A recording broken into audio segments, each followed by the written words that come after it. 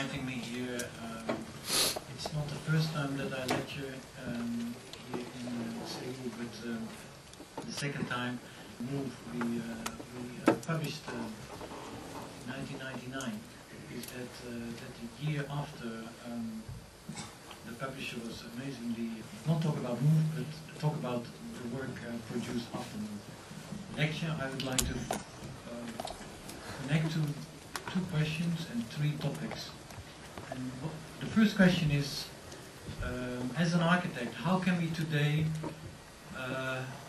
instrumentalize a contemporary situation into contemporary or new ways of organizational structures we invent as architects? So, and the second question is, how can our contemporary situation then be translated in contemporary spatial principles? 3 topics are, how can we deal with techniques, new techniques? Then, what about using the imagination towards these new techniques? What is then the effects coming out of that? And the effects, I have to clarify, effects, but more, again, the organizational, spatial effects. If you would visit your studio, sometimes you might be surprised and nobody is there.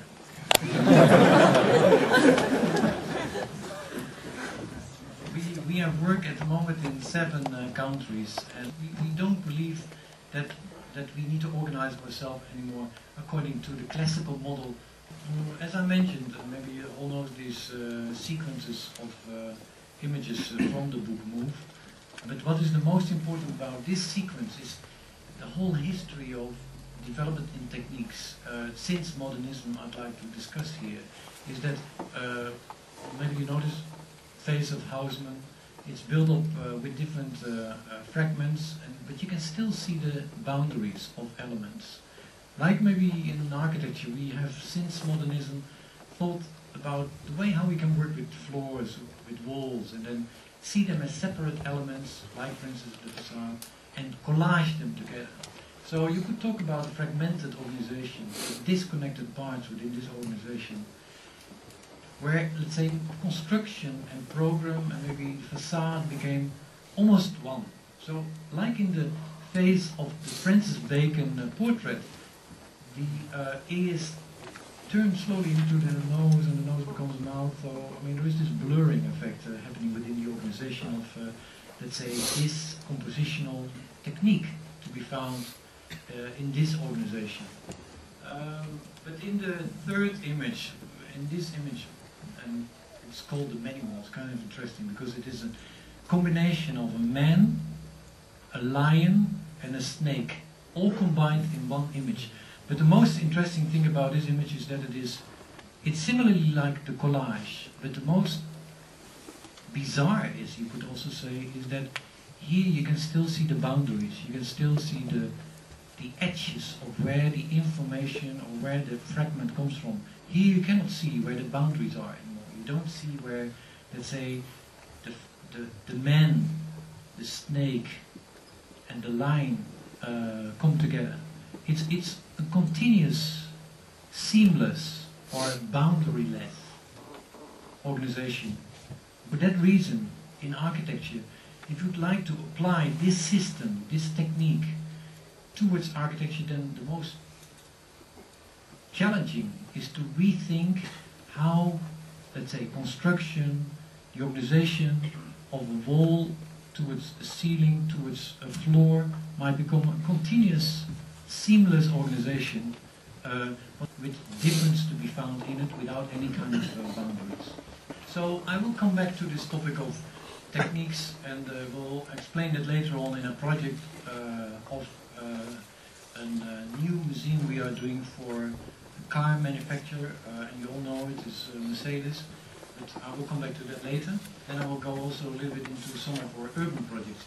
Interestingly enough, I mean, similar aspects to the techniques I described in urban planning. What is so fascinating is that before we used to use these kind of type of plans, you know, the grid, of an equal potential system, of a kind of organization that was used as a geometry by applying then in a top-down structure the way where infrastructure could go to, or where program could go to, or where a public space could go to. So this is very much a top-down strategy. Whereas today, with the new techniques, what is the most fascinating is that we can read where people are. So like this is a city plan we are doing for a satellite town just in the middle of Holland. And actually here you see how many 20,000 people are moving here in the middle of the center. Whereas there are no people around a particular area where you have a station, a kind of small station, a bus station. And the politicians don't like that. I mean, they don't like it that all the public forces are going only to the commercial areas, but there are no forces going to the public areas. So they like to distribute the programs a little bit better after this analysis to be reorganized within this plan. But this is not the most important. I mean, what the politicians think alone. But what is the most important that this way of communicating the forces of the city, so where people are and where they go, is the most exciting. So this is a far more bottom-up strategy by redefining of how the city really works.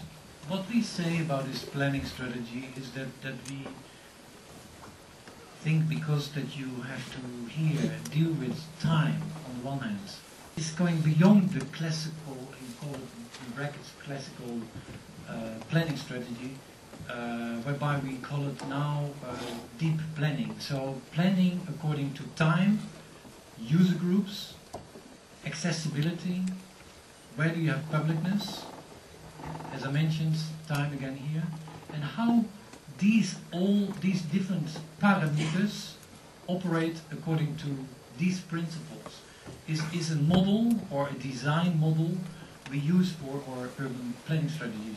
And maybe we were not using the computer before.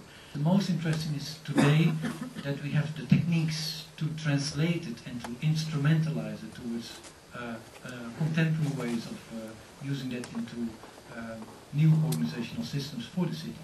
So let me go in now how, let's say, these systems could be applied to design.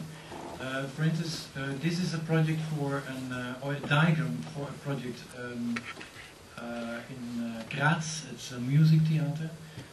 On the one hand, we had to deal with a very kind of hard box-like systems for the theater itself, so it's kind of square-like organization. Whereas on the other hand, we had a kind of more softer system where people were coming in a foyer and they would really meander around more easily on this side here.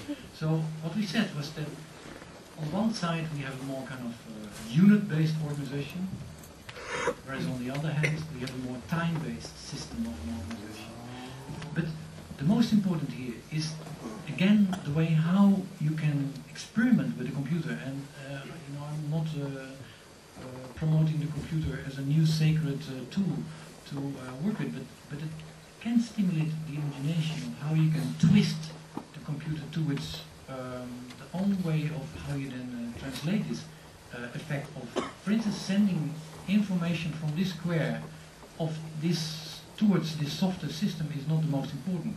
What is the most important is that the geometry of this system falls into a totally different system. That the in-between and the transformative aspect of going from a kind of harder system to a softer system is the most interesting aspect of playing with this kind of unpredicted aspect of the computer. So here you see it translated in this system of the area for the theater, the music theater. And you can see here how the wall twists itself into or this wall, for instance, twists itself into a floor. And that these floors are cantilevered out of this box-like organization. So the harder, the unit-based system turns itself into this more softer system, and where you have free movement. The foyer is around here, you have some dressing rooms, you have a cafe around here. This is again the more harder unit-based organization, where you have a lot of flexibility for the musicians and the audience to change their position within the theater itself.